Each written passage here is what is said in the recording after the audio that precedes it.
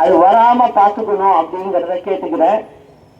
மற்றும் இப்போ பார்த்தீங்கன்னாக்க நிறைய 2021 505 வாக்குறுதிகள் கொடுத்தாங்க.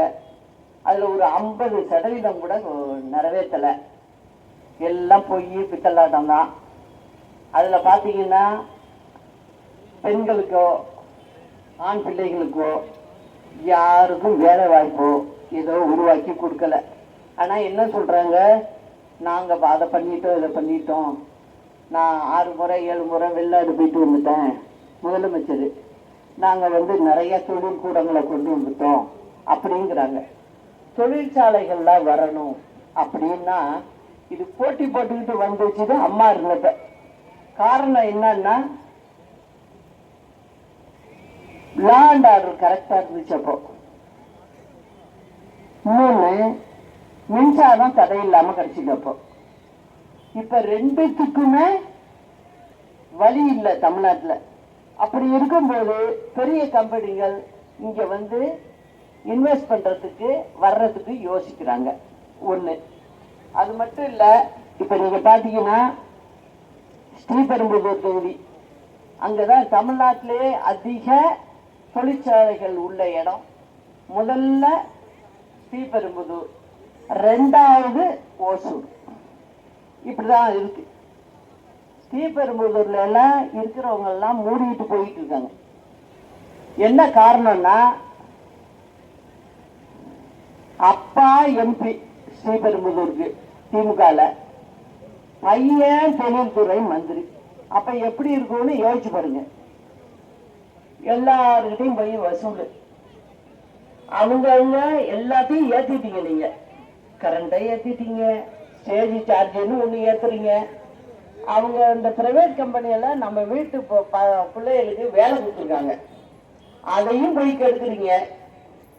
உங்களால வேலையும் கொடுக்க முடியல. ஒரு பிரைவேட் கம்பெனி வேலை கொடுத்துக்கிட்டு இருக்கிறதையும் பூட்டு போட வைக்கிறீங்க. இதுதான் திமுக செஞ்சுக்கிட்டு இருக்கு. இப்போ அப்ப எல்லாம் வருவாங்க, அம்மா இருக்கும்போது வரும்போது எல்லா கம்பெனியும் ஃபாரின் கம்பெனி வரும், வெளிநாட்டு கம்பெனிகள் முதலீடு பண்ண வருவாங்க. அப்ப அம்மா சொல்றது ஒன்னே ஒண்ணுதான், எல்லா அதிகாரியும் கோட்டையில கூட்டு உட்கார வச்சு, அது சம்பந்தப்பட்ட அமைச்சரையும் உட்கார வச்சு நேரடியா சொல்லிடுவாங்க. 30 நாளுக்குள்ள அவங்களுக்கு கொடுக்க வேண்டிய பர்மிஷன் எல்லாம் கொடுத்துருங்க, அவங்க வேலையை ஆரம்பிக்கட்டும். அதை சொல்லிட்டு அடுத்த வார்த்தை அந்த கம்பெனி ஓனரை பார்த்து என்ன சொல்லுவாங்க தெரியுமா, வெளிநாட்டுல இருந்து வந்திருக்கவருக்கு, முதல்ல உங்களுக்கு தேவைப்படுற வேலை ஆட்களை தமிழ்நாட்டு பிள்ளைங்களுக்கு முன்னுரிமை, மேக்சிமம் நீங்க தமிழ்நாட்டில் உள்ளவங்களுக்கு தான் வேலை கொடுக்கணும். அந்த ஒரு உத்தரவாதம் மட்டும் எனக்கு கொடுங்க, நீங்க வேற எதுவும் செய்ய வேணாம்.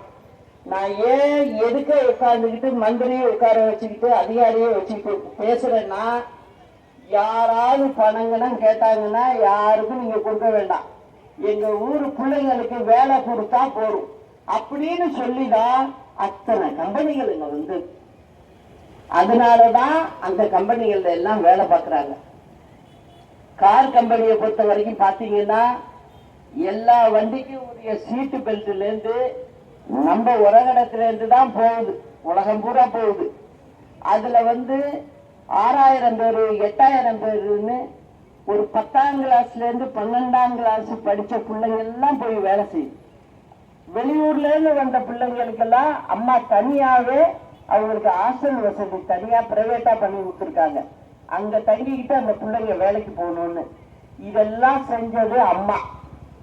சும்மா நீங்க ஊருக்கு ஊரு மீட்டிங்க போட்டுக்கிட்டு அரசாங்க பணத்துல உங்க கச்சை வளர்க்கறதுக்கு உண்டான மீட்டிங் தான் 5 வருஷம் போட்டிருக்காங்க. கவர்மெண்ட்டுக்காக எந்த வேலையும் பண்ணல இந்த திமுக அரசாங்கம். இது எல்லாத்தையும் உங்கள்கிட்ட சொல்லிட்டேன். நிறைய படிச்சவர்களும் இருப்பீங்க, இங்க பாமர மக்களும் இருப்பாங்க. எல்லாருக்கும் பொதுவாதான் சொல்றேன், நீங்க எல்லாரும் சேர்ந்து ஒரு நல்ல முடிவை எடுத்து செய்யணும். எப்பவுமே ஒண்ணு, துரோகிகளுக்கும் இடம் விடக்கூடாது. அது யாரா இருந்தாலும் சரி கொடுக்க கூடாது. எதிரிய நான் ஏன் நினைக்கிறேன் அப்படின்னு சொன்னா, திமுக சொல்றது ஒண்ணு செய்யறது ஒண்ணா இருக்கு. திருந்தின பாடு இல்லை. அவங்க மக்களை ஏமாத்தி பழச்சிக்கிட்டு இருக்காங்க. அதுக்கு வழிவிடக்கூடாது. அததான் நான் உங்ககிட்ட நான் திரும்ப திரும்ப சொல்றேன். இங்க திண்டுக்கல்ல மாநகராட்சியாக தரவு உயர்த்தப்பட்டு போதிய நிதி ஆதாரங்கள் கிடைக்காமல் அடிப்படை வசதிகள் கூட பூர்த்தி செய்யப்படாமல் உள்ளது. திண்டுக்கல்லை ஒட்டிய புறநகர் பகுதியில் புதிய பேருந்து நிலையம் அமைக்க கோரிக்கை வச்சிருக்காங்க. அதுவும் செஞ்சபாடு இல்லை. பாதாள சாக்கடை திட்டப்பணிகள் அரைகுறையாக இருப்பதால் விபத்துகள் தொடர்ந்து ஏற்படுகிறது. மழைநீர் வெளியேற முறையான வடிகால் வசதி இல்லை. திண்டுக்கல் மாநகராட்சி தற்போது ஊழல் மற்றும் முறைகேடுகளின் ஒட்டுமொத்த அங்கமாக திகழ்கிறது. கடந்த ஆட்சியில் தொடங்கப்பட்ட அரசு மருத்துவக் கல்லூரியில் சிறந்த மருத்துவர்களோ மருத்துவ பேராசிரியர்களோ இதுவரை பணியில் நியமிக்கப்படவில்லை. மாணவர்களின் கல்வித்தரமும் எதிர்காலமும் கேள்விக்குறியாகி உள்ளது. மாவட்ட நிர்வாகம் மாற்றுத்திறனாளிகளை கணக்கெடுக்கும் பணியையே நடத்தாமல் கைவிட்டு விட்டனர். இதற்கான நியமிக்கப்பட்ட அதிகாரி தற்போது இந்த பணியிலேயே இல்லை என்பது வேதனைக்கு உரிய விஷயமா இருக்கு. அதை இல்லாம நல்லா பாருங்க, போன முறை அவங்க 21 தேர்தலப்ப வாக்குறுதி தான் 505 கொடுத்தாங்க. இந்த 525 இப்படிலாம் கொடுக்கறது எதுக்கு அப்படின்னா, நம்மளே மறந்துடுவோம்ல, ஜனங்கள் மறந்துடும்ல, அதுக்காக கொடுக்கறது தான். அப்ப வாக்குறுதி எண் 211 அப்ப கொடுத்துருக்காங்க. திண்டுக்கல்லில் தோல் பொருட்கள் பூங்கா அமைக்கப்படும். அமைச்சிருக்காங்களா இங்க? இல்ல. ஆனா சொல்லியிருக்காங்க. அதனால எழுத்துலயே கொடுத்துருக்காங்க. அவங்க புத்தகம் போட்டு கொடுத்துருக்காங்க இல்லையா, அதுலயே இருக்கு. அப்புறம் வாக்குறுதி எண் 227 காற்றாலை மின்சாரம் இங்க திண்டுக்கல் பகுதியிலேயே இப்ப உற்பத்தி ஆகுது. அதுக்கு சிறப்பு மின் வழித்தடங்கள் அப்படின்னு ஒண்ணு கொடுத்தாகணும். கொடுத்தாதான் அந்த பிரைவேட்டுக்காரங்க கரண்ட் தயாரிக்கிறது ஒழுங்கா அது நம்ம ஸ்டேஷனுக்கு சேரும். இல்லைன்னா சேராது. அதை செய்யணும். இதெல்லாம் அம்மா இருந்தப்ப செஞ்சாங்க. அங்க கைத்தாறு, தூத்துக்குடி இந்த சைட்லாம் இருந்தது இல்லையா, கன்னியாகுமரி இதெல்லாம். அப்ப உடனே செஞ்சிட்டோம். அதெல்லாம் இது செய்யல. அடுத்தது 441 என்ன சொல்லியிருக்காங்க, திண்டுக்கல் கம்பம் கூடலூர் வழித்தடத்தில் புதிய அகல ரயில் பாதை அமைக்க மத்திய அரசை வலியுறுத்துவோம். மத்திய அரசு தயாராக இல்லை என்றால் ரயில்வே துறையிலிருந்து தடையில்லா சான்றிதழ் பெற்று மாநில அரசு இந்த முக்கிய ரயில் பாதை திட்டத்தை நிறைவேற்றும். அந்த மாதிரி யாருமே செய்ய முடியாது. அப்ப எந்த அளவுக்கு துணிச்சலா சொல்றாங்க பாருங்க. இது மாநில அரசு செய்ய முடியாது. ரயில்வே செய்யறது மத்திய அரசு தான் செய்ய முடியும். அதுலயும் எழுத்துலயே ஒரு பொய்ய சொல்லியிருக்காங்க. ஆனா நான் என்ன சொல்றேன், மத்திய அரசு யாரா இருக்காங்களோ என்னமோ, அது ஒரு அரசாங்கம். அரசாங்கத்துல போய் கேட்க வேண்டிய பொறுப்பு நம்மளோடது. ஏன்னா நம்மளுடைய வரிப்பணம் தான் மத்திய அரசுக்கு போகுது. அதுல இருந்துதான் அவங்க நமக்கு நிதியை திருப்பி கொடுக்குறாங்க. அவங்க சும்மா கொடுக்கல. அப்படி இருக்கும்போது நம்ம தான் போய் கேட்கணும். நீங்க கேட்காம நீங்க குறைய மட்டுமே சொல்லிட்டு இருக்கீங்க. அது தவறான விஷயம். யார அம்மா அப்போ மத்திய அரசோட அம்மா இணக்கமா இல்லை. ஆனா திட்டங்கள் அப்படின்னு வரும்போது கரெக்டா போய் உட்கார்ந்து என் தமிழ்நாட்டு பிரச்சனையை முடிச்சு விடுங்க அப்படின்னு சொல்லிட்டு வாங்கிட்டு வந்துருவாங்க. அதுதான் ஒரு முதலமைச்சரோட வேலை. ஏன்னா மக்கள் அவங்கள நம்பி ஆட்சியை கொடுத்துருக்கு. அப்படி இருக்கும்போது நம்ம செஞ்சாக வேண்டிய கடமை நமக்கு இருக்கு. அதை தட்டி கழிச்சு விட்டு நீங்க சும்மா மேடை பேச்சுக்காக பேசிக்கிட்டு இருந்தீங்கன்னா அது தவறு அப்படிங்கறத சொல்லிக்கிறேன். இப்ப இங்க திண்டுக்கல் சட்டமன்ற தொகுதி வேட்பாளராக ராமுதேவர் அவர்கள் உங்களிடம் உள்ளார்.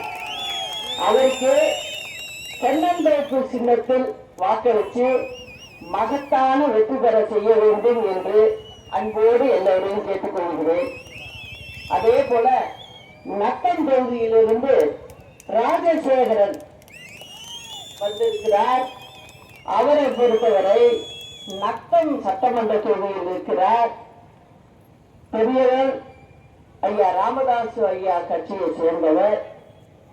அவருக்கு ஒதுக்கப்படும் இன்னும் சின்னம் இருக்கவில்லை. ஒதுக்கப்படும் சின்னத்தில் அவருக்கு நத்தம் மக்கள் வாக்களிக்க வேண்டும் என்று அன்போடு கேட்டுக்கொள்கிறேன். நீங்க என்ன செய்வீங்கிற நம்பிக்கை எனக்கு இருக்கு. ஏன்னா நான் இந்த பார்ட்டிங்க மாதிரி பொய் சொல்லிட்டு போற ஆள்லாம் கிடையாது. நான் மக்களை பத்தி நினைக்கிறாரு. அதனால நல்லபடியா செய்யுங்க. ஒரு மாற்று ஏற்பாடு உருவாகும். நீங்க புரிஞ்சுக்கீங்க. அதனால நிச்சயமா நம்ம அம்மா ஆட்சி தான். எப்படி வரும் நிச்சயம் நம்ம மக்களுக்கு நல்லதை செய்வோம் அப்படிங்கிறத சொல்லிக்கிறேன். இப்போ இந்த நத்தம் சட்டமன்ற உறுப்பினர் ராஜசேகரனுக்கு சின்னம் வந்துருச்சு. கேஸ் சிலிண்டர் சின்னம். நத்தம் மக்கள் அவருக்கு கேஸ் சிலிண்டர் சின்னத்துல வாக்களிக்கும்படி அன்போடு கேட்டுக்கொள்கிறேன் என்பதையும் தெரிவித்து, நாளை நமது வெற்றி நிச்சயம். அண்ணா நாமம் வாழ்க, புரட்சி தலைவர் நாமம் வாழ்க, புரட்சி தலைவி அம்மா நாமம் வாழ்க. நன்றி, வணக்கம்.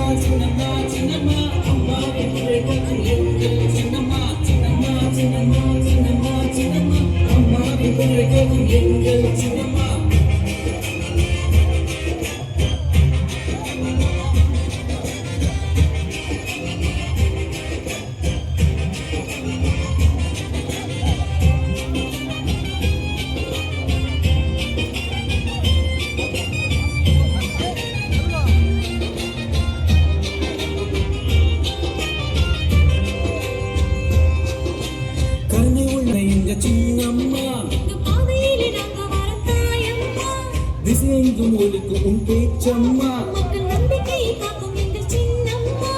அம்மாவின் அருள்மொழி அம்மா, அம்மாவின் ரசியம்மா, அம்மாவின் அருள்மொழி அம்மா, அம்மாவின் ரசியம்மா.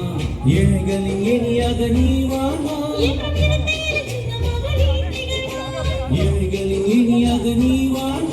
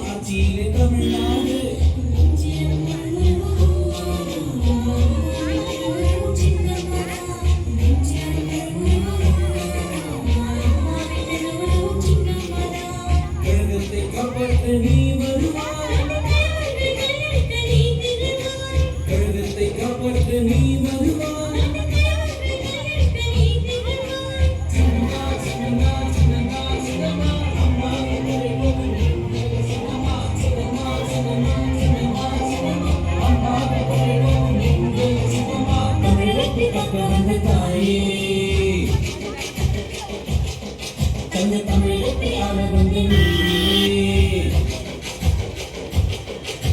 தமிழத்தை காக்க வந்த தாயே தங்க தமிழத்தை ஆள வந்த நீதியே அம்மாவின் தோழியாம் அம்மாவின் நீதியாம் சின்னம்மா வந்தாங்க சிந்தனையில் அம்மாவின் தோழியாம் அம்மாவின் நீதியாம் சின்னம்மா வந்தாங்க சிந்தனையில் சின்னம்மா சின்னம்மா சின்னம்மா சின்னம்மா அம்மாவின் தோழியாம் சின்னம்மா சின்னம்மா சின்னம்மா சின்னம்மா சின்னம்மா அம்மாவின் தோழியாம் சின்னம்மா